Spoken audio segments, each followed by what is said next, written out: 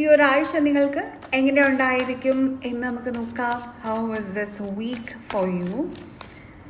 Okay, night of swords.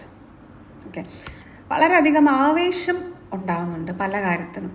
ആവേശം നിയന്ത്രിക്കുക. കാരണം ആവേശത്തിൽ നിങ്ങൾ നിൽക്കുന്ന സമയത്ത് നിങ്ങൾക്കും കാര്യങ്ങൾ സ്ഥിരമായിട്ട് മനസ്സിലാവില്ല, സ്ഥിരതയോട് കൂടിയിട്ട് മനസ്സിലാവില്ല. നിങ്ങളെയും മറ്റുള്ളവർ മനസ്സിലാക്കാൻ പോകുന്നില്ല. ആവേശം കുറയ്ക്കുക. And 6 of cups, past memories ഉണ്ടാവുന്നു. നിങ്ങൾക്ക് നൊസ്റ്റാൾജിയ ഉണ്ടാവുന്നു. മേ ബി നിങ്ങളുടെ ഒരു ചൈൽഡ്ഹുഡ് ഫ്രണ്ടിനെയോ അല്ലെങ്കിൽ പാസ്റ്റിൽ നിന്നുള്ള ആരെങ്കിലും മീറ്റ് ചെയ്യാനുള്ള ഒരു സാധ്യതയുണ്ട്. ഇത് പാസ്റ്റ് ലൈഫിൽ നിന്നുള്ള ഒരു വ്യക്തിയെ പോലും നിങ്ങൾ മീറ്റ് ചെയ്യാനുള്ള സാധ്യതയുണ്ട്. അതായത് meeting a soulmate of yours. അവർ നിങ്ങൾക്ക് കൊണ്ടുതരുന്ന ഒരു എനർജി എന്ന് പറയുന്നത്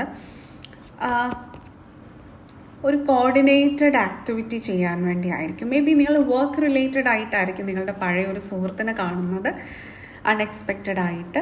ഇത് ചില വ്യക്തികൾക്ക് നിങ്ങളുടെ തേർഡ് പാർട്ടി റിലേഷൻഷിപ്പിലുള്ള വ്യക്തി നിങ്ങളുടെ സോൾമേറ്റ് ആണെന്ന തിരിച്ചറിവും ഉണ്ടാവുന്നതായിരിക്കാം. തേർഡ് പാർട്ടി റിലേഷൻഷിപ്സ് ഉണ്ട് എന്ന് ഉറപ്പുള്ള വ്യക്തികൾക്കുള്ള മെസ്സേജാണിത്.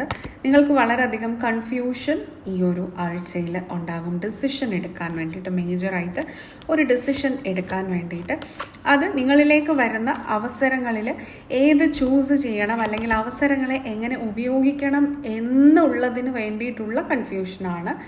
അപ്പോൾ ചൂസ് യുവർ ഓപ്പർച്യൂണിറ്റീസ് വൈസ്ലി.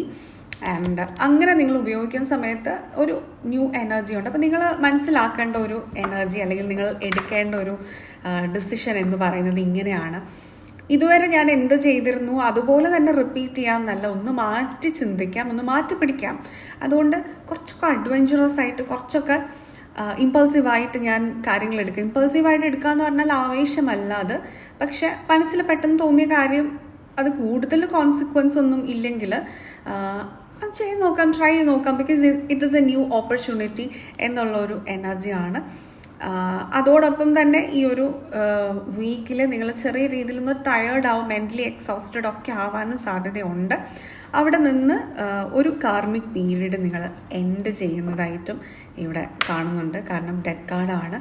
അപ്പോൾ പാസ്റ്റ് ലൈഫിൽ നിന്നുള്ള കർമ്മകളുടെ ഒരു തുടർച്ച, അതിനെ തുടർന്നുള്ള ചലഞ്ചുകളും ഓപ്പർച്യൂണിറ്റീസും രണ്ടും ഈക്വലി നിങ്ങൾ ഈ ഒരു ആഴ്ചയിൽ അനുഭവിക്കാനായിട്ട് പോവുകയാണ്.